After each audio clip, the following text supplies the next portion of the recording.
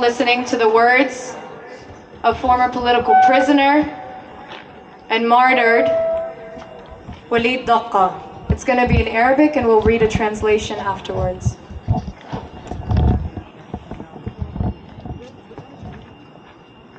السؤال الخامس: الأسير محروم من أشياء كثيرة منها المادي وأشياء أخرى كثيرة معنوية، لكن أهم ما يحرم منه الأسير هي الخصوصية، فأنت لا تملك لحظة واحدة بعداتك. فأنا خلال أكثر من 3 عقود وعلى مدار 24 ساعة أعيش مع زملاء لي في زنزانة ضيقة، نأكل ونشرب وننام ونستحم بها، وهذا خارق حتى الجنون أحيانا. حتى الباحة الشمسية مراقبة بكاميرات، وعلينا على الدوام أن نعيش حياتنا كما لو كنا في برنامج الأخ الأكبر، فنحن على الهواء مباشرة. نعم، أول شيء أرغب بفعله هو على علاقة بالخصوصية، ولا أعرف إن كنت سأتمكن من ذلك، هو الذهاب لشاطئ البحر، فأنا مشتاق للبحر. أريد أن أجلس قبالته لوحدي في شاطئ مائي بعيدا عن الناس لأعترف له بكل شيء. سأزيح عن كاهلي كل الأقفال والقيود التي تراكمت على جسدي. سأحكي له ما حل بي خلال هذه العقود الطويلة. سأصرخ وأبكي وألهو بعمري كطفل. البحر هو الوحيد الذي يمكن أن أضعف أمامه وأن أنزع عني كل ملابسي دون خجل منه.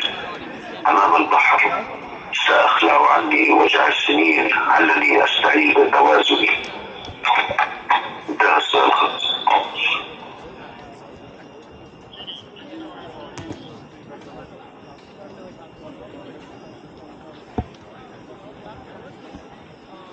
The question that political prisoner and martyr Walid Daqqa was asked by the interviewer while he was in prison was, when you're finally free, what is the first thing you'll do?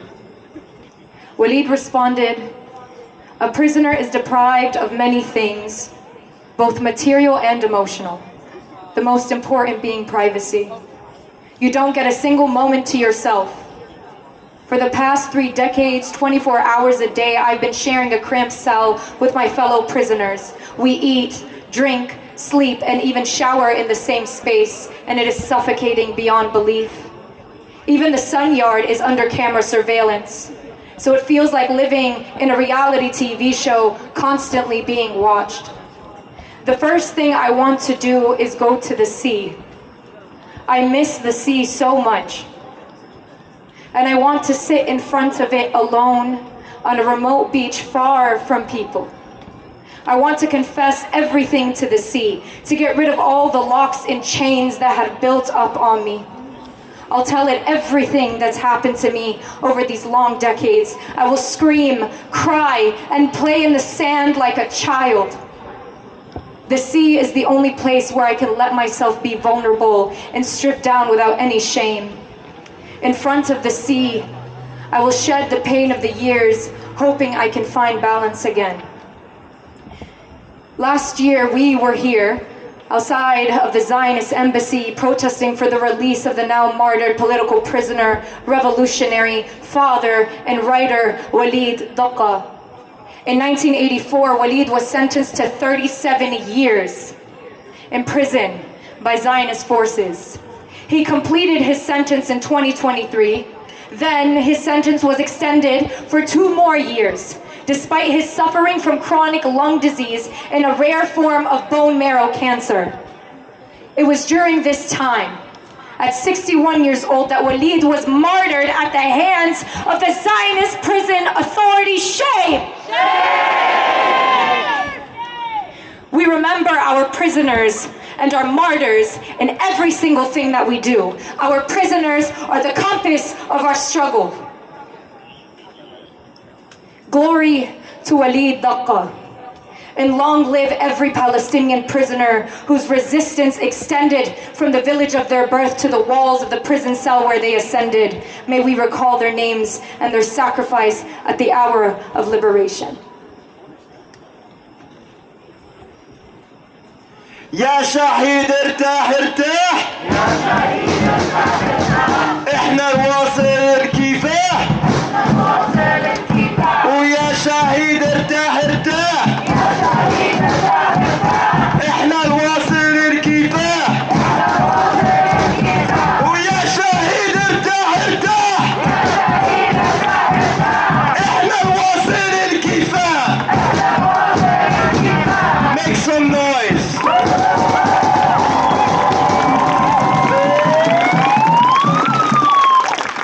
Hello and assalamu alaikum everyone. My name is Raf. I'm an organizer with the Palestinian Youth Movement. We're a transnational and independent grassroots movement of Arab and Palestinian youth in the diaspora fighting for the liberation of our homeland. From Zionism and settler colonialism. Before we start, I just want to take some time to make some reminders. First, take the lead from the speakers and marshals in terms of where to be at all times. Marshals, please raise your hand. Second, stick to the chant leads being led by the designated chant leads. Third, if you're approached by any police officer, please send them to the person wearing the orange vest. Those in the orange vest, please raise your hand.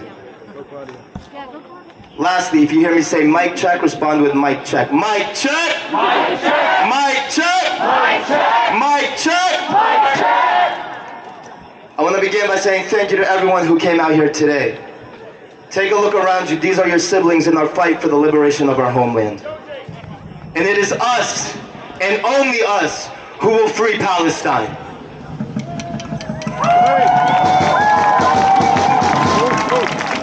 For 342 days, we have witnessed the genocide of our people in Gaza unfold at the hands of the violent Zionist regime, backed and funded by the United States. Shame! We are here today to demand hands off Gaza and the West Bank. Over the last 11 months, Israel has carried out its genocidal campaign against the steadfast Palestinian people in Gaza, against those who dare to resist, against the Zionist colonialization of the land in the West Bank. They have indiscriminately killed thousands of children, women, and men. On Tuesday, Israel committed yet another massacre in Al-Mawasi Khan Yunis. The Zionist regime dropped at least 5 manufactured 2,000-pound bombs on tents in the so-called humanitarian zone. Shame! This humanitarian zone housed displaced Palestinians. The sheer force of the bombs caused 20 tents to immediately disintegrate and left behind craters at least 9 meters deep at the site of impact. Shame!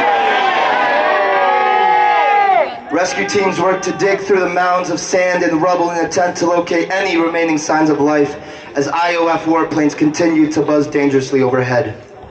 They also continued their genocide the next day when they bombed yet again a UN school housing Palestinians who were sheltering in this place, murdering 18 more. Shame! Just 2 weeks ago, the Zionist entity launched their largest invasion of the city of Jenin in over 2 decades. In only 3 days, they set fire to Jenin's streets, stopped water access to over 80% of it and its residents. Israel deliberately targeted public infrastructure in any attempt to weaken the Palestinian support for resistance within the camps, which has long been the cradle of our struggle in the West Bank. Shame! Our demand to U.S. politicians and the Democratic and Republican establishment is an immediate arms embargo against Israel, and we will not rest until we achieve it. Their empty wishes for a ceasefire do not fool us. We know that there is no place in Gaza or any safe place in Palestine so long as the Israel occupation forces has a Western and U.S. assurance of steady and uninterrupted supply of weapons to its arsenal. Shame. My siblings in struggle today, we stand on the front lines of history. We are not just participants of the movement, we are the movement.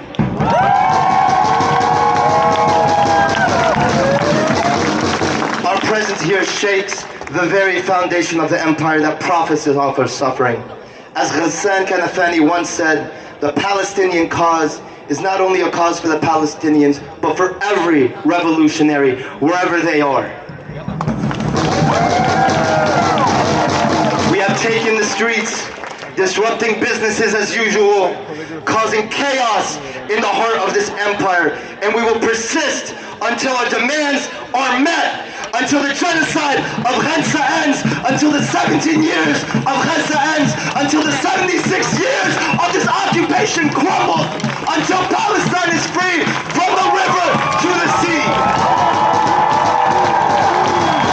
Free, free Palestine!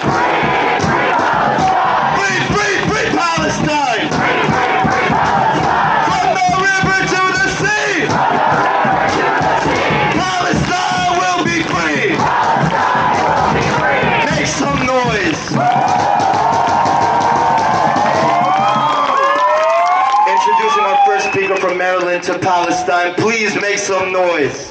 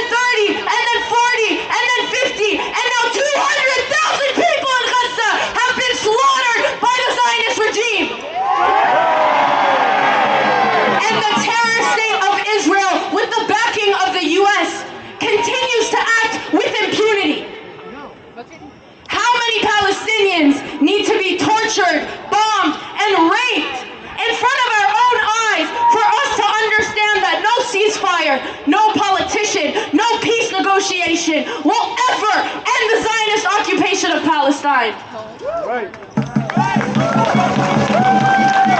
If history has taught us anything, it is that there is no discussion between the neck and the sword.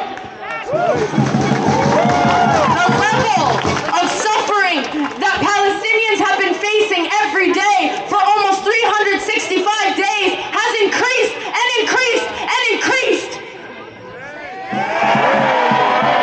This doesn't only include Gaza, but the Zionist escalation on the West Bank.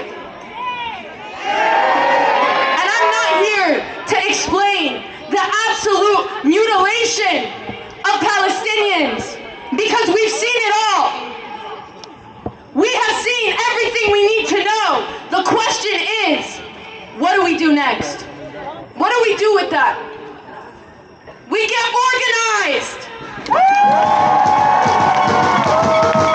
We don't just need more people to be pro-Palestine. We need more people to be pro-revolution, pro-resistance, pro-decolonization.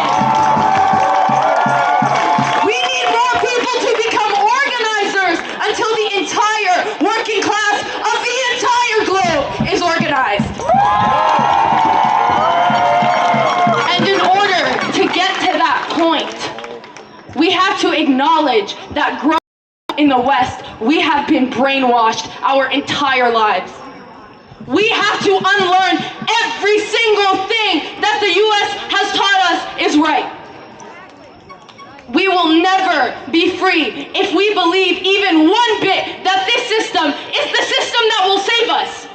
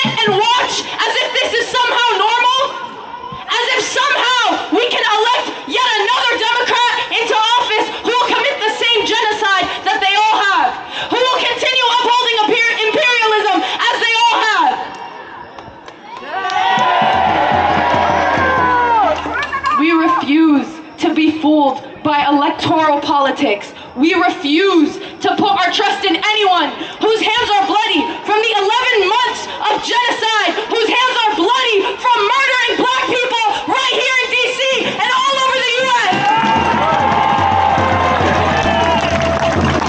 And when we refuse to validate the electoral system, some people may call us insane. They say that achieving revolution in the US is impossible. But if the demonic oppression committed by the US is possible, then a revolution